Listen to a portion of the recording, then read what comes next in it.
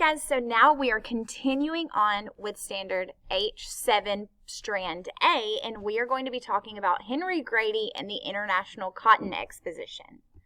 Henry Grady was born in Athens, Georgia, and he is best known for his promotion of this idea of the New South. He was a managing editor of the Atlanta Journal-Constitution. Here is a photo of Henry Grady and a photo of the original Atlanta Journal-Constitution building. And as managing editor of the Atlanta Journal, Grady was really able to use the newspaper to promote the ideas that he was passionate about. So he used it as a stage to promote his views concerning the industrialization of the South and the diversification of Southern agriculture. He also used his position to try to lobby Northern investors to help aid financially in both of the causes that he was passionate about. Grady is given credit for being instrumental, very, very important in bringing the International Cotton Expositions, which we're going to talk about later in the video, to Atlanta, and for the creation of the Georgia Institute of Technology, which we now call Georgia Tech. He was also active in local politics and assisted in the election of two of the Bourbon Triumvirate members, John B. Gordon and Joseph E. Brown.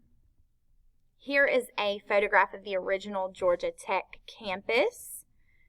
And while Grady had his fans, he also had his critics. He was often attacked by populist Tom Watson and Georgia's farmers for his focus on industrialization.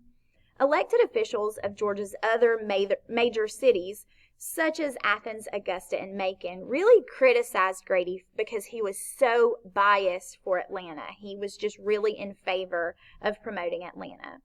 And many civil rights groups, both in the North and the South, were really angry with Henry Grady because they believed that he did not accurately portray racial relations in Georgia. He made it sound a little better than what it was. And he did this in order to bring in Northern investment to the South.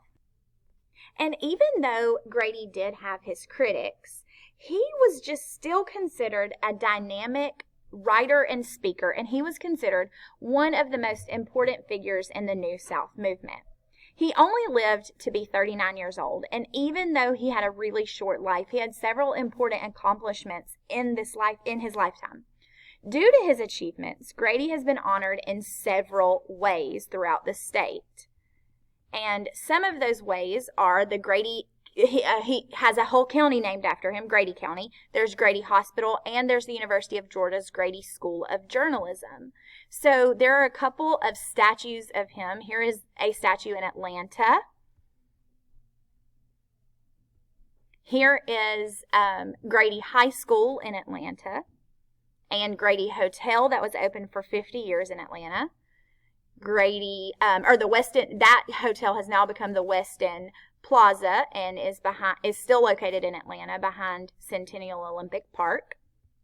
Here is Grady Memorial Hospital, which is a very, very important hospital in Georgia. And, of course, Grady School of Journalism, and it is part of the University of Georgia. So now we are going to move into the International Cotton Exposition. In 1881, 1885, and 1895, Atlanta hosted 3 separate international cotton expositions. So these expositions were really similar to the World's Fair that were being held during the same time period. And they were used to promote the growth of industry in Atlanta during this time. Here is a depiction of Governor Alfred Colquitt opening the International Cotton Exposition, and here are some souvenirs that were from the 1881 Cotton Exposition. During the Exposition of 1895, also known as the Cotton States and International Exposition, civil rights activist and educator Booker T. Washington gave his famous Atlanta Compromise speech. This speech urged African Americans to focus on economic improvements instead of political and social rights. And this was an idea that was supported by New South advocates, but it was not accepted by African American leaders such as W.E.B. Du Bois. And even though this event was heavily promoted, according to the New Georgia Encyclopedia, only about 800,000 people attended the 3-month event. And it really suffered with financial struggles throughout. But still, all 3 of these events were effective in displaying Atlanta's what they called the rise from the ashes. And it really established Atlanta as a leading city of the South during this time.